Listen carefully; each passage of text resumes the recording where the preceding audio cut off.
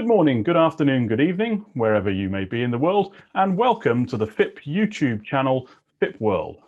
I'm James Hughes, President and CEO of FIP, one of the world's leading media trade associations.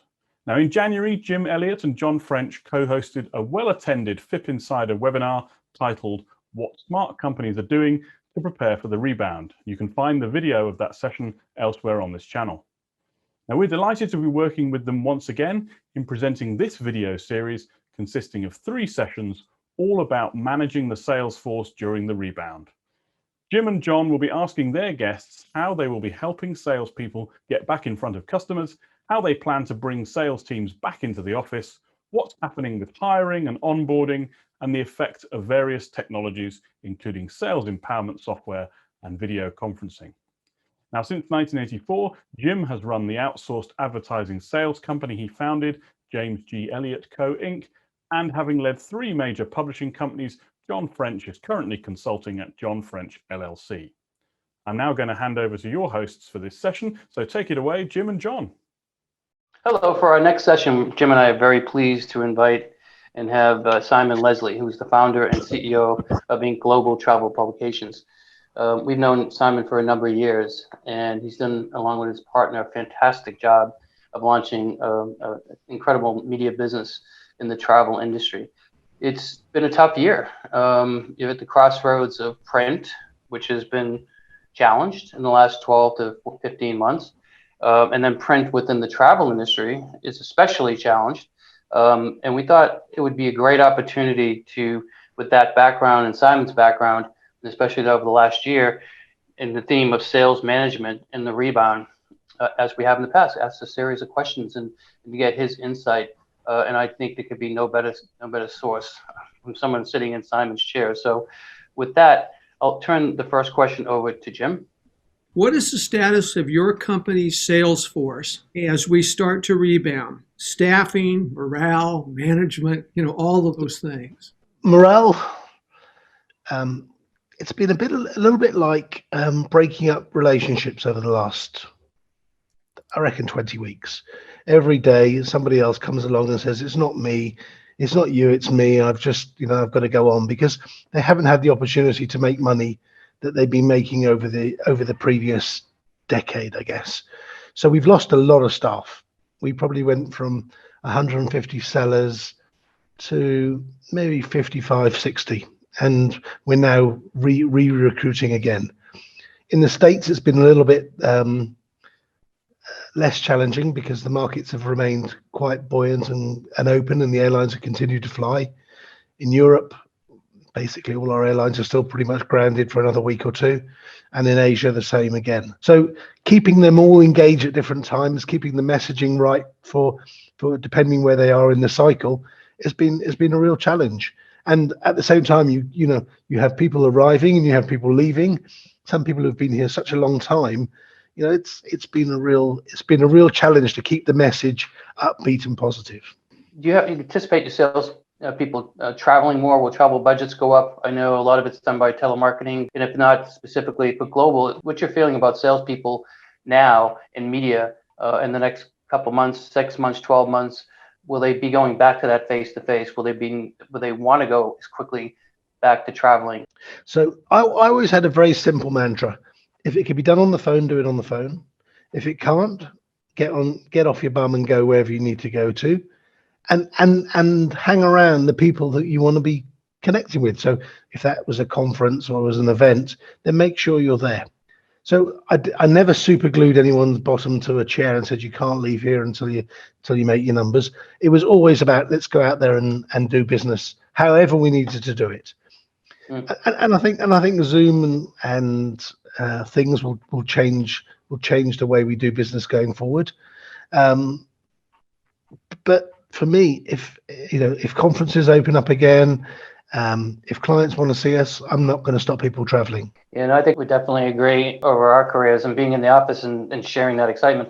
But then the question becomes, the companies have to establish an official policy. And one of the things that we've been dealing with here in the States and talking to companies, when does that happen? When do you tell people? Because it's a sensitive issue. There's a lot of things that have come out of this pandemic, but we had anxiety, we had stress, we had targets, we had horrible bosses, we had horrible products. They were all there before the pandemic, and they will be there after the pandemic. And in some respects, where you're sat during the day is not going to change some of these things. You're still going to have to do. You're still going to have to do your numbers. You're still going to have to hit your targets. And if it means that you're doing them at home or you're doing them in an office, where you're going to get the best performance. And I think that's what will come out of it. Now, all our contracts, including mine, says my place of work is here. And therefore, in order for me to fulfill my contract, I need to come into an office. And I think you're starting to see the narrative change. A lot of the big banks, a lot of the financial institutions who said they weren't going to go back are now saying, actually, no, we want you back in the office. And I think what will happen is those that work from home will be under the microscope a lot more.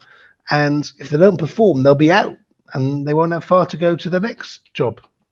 Out of sight, out of mind.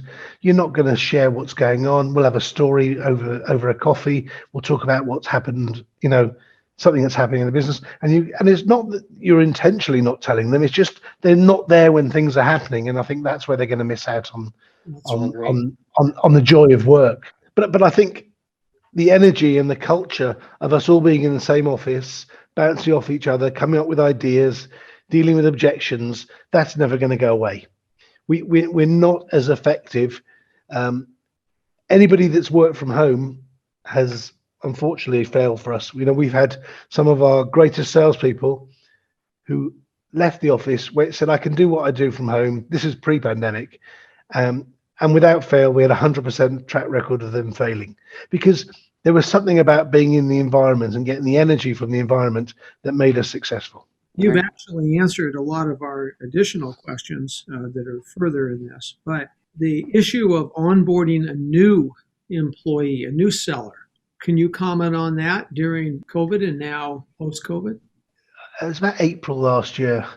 My colleagues started hiring people, and I'm like, "Why are you hiring people?" Oh, I said, "How are you gonna train them?" Because we'll do it all remotely. And basically everybody we hired never stayed. Nothing was built. So now all the new hires are being hired in the office. Miami is 100% work from office. There isn't anybody that works from home. Maybe a few production people, but the sales team work 100% from the office. Same is starting to happen here in London. From next week, we'll be 100% work from the office. At the moment, they're choosing which days they want to come in, which I think is great. I want to choose which days I decide to pay them for, but I can't. But all the training is being done in person in the office. Now, one thing that we benefited from COVID was we had lots of speakers come in and talk to our team, and we built a library of all the conversations, all the interviews, all the information that we could. So when new people come in now, they're going to have a much wider library of content that they can learn from. Everything from how to dress, how to sort your diet out, how to be a heart-centered employee, how to live with kindness, how to be how to deal with demons. All these things. I had 52 different speakers come in, and wow. we accumulated that content, and I would never have been able to do that under normal business circumstances. Everyone would have been busy, no one would have had time, and that will form part of our whole training program anyway. So we'll be training in the office, but they'll also be watching a lot of the content that we produced over the last year. So in a way, this COVID may have actually, in the long run, helped your corporate culture based on what you just said. I don't think it's hindered. As much as it feels like it has, and financially we've taken a beating, but I think we've learned so much about what we're capable of achieving, and we've just got to rebuild again. Of the 17 leaders that I had in this office, every single one of those has left. So now I have no middle management team. I've got to literally build, from the ground upwards again. And I built that team over 20 years, and they were an incredible team. We achieved amazing things together, Pre-COVID, we did 25% bottom line growth in an industry that was supposed to be dead. So, that they really were a great team.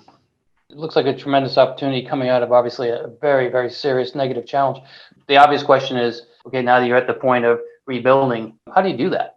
It sort of is what it is. And I don't think it's the same. I think our product set is different. We have more digital-led products. We have more TV products. We still have a few magazines. So the type of salesperson that I need, the type of leader that I need is different. And actually, I think the reason why a lot of them left is that they realized that they weren't fit for purpose for the new, the new direction of the business, which is very much more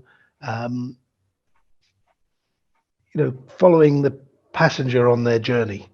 And if it's at the airport, if it's in flight, if it's in the hotel, we've created a product set that allows us to target at every part of the journey.